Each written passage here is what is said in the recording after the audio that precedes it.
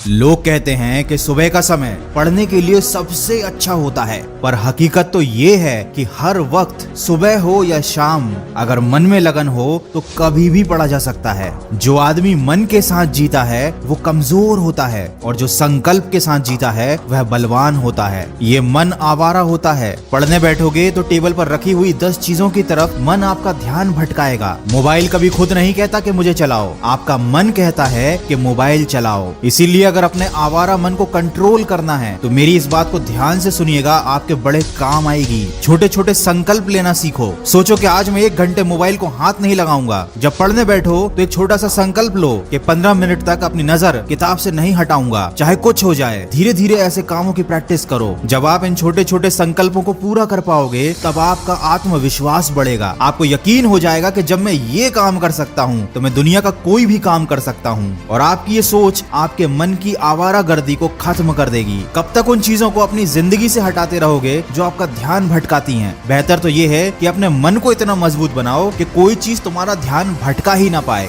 वो कहते हैं ना, सड़क से कंकर हटाने की जगह पैरों में जूता पहन लेना ज्यादा बेहतर होता है। किसी ने क्या खूब कहा है, मौत तो सबको आती है पर जीना हर किसी को नहीं आता। देखो, अभी तुम्हारे पास मौका है अपनी लाइफ बनाने का, और ये मौका आने वाले समय में तुम्हारे पास नहीं रहेगा। और अगर तुमको अभी भी पढ़ाई बोरिंग लगती है तो इसका मतलब ये है कि तुमको आज तक पता ही नहीं चल पाया कि तुम पढ़ क्यों रहे हो। पढ़ाई बोरिंग होती है, सच बात है, बिल्कुल बोरिंग होती है। इसमें कोई मजा नहीं, कोई एंटरटेनमेंट नहीं, कुछ भी नहीं। लेकिन सोना भी तो बोरिंग होता है। इसमें कौन सा एंटरटेनमेंट, कौन सा मजा होता है? खाना खाना भी बोरिंग होता है, लेकिन जब नींद आती है तो सोना पड़ता है। भूख लगती है तो खाना पड़ता है। तब एंटरटेनमेंट और मजा, ये सारी बातें मायने नहीं रखते, क्योंकि इनकी जरूरत नहीं है।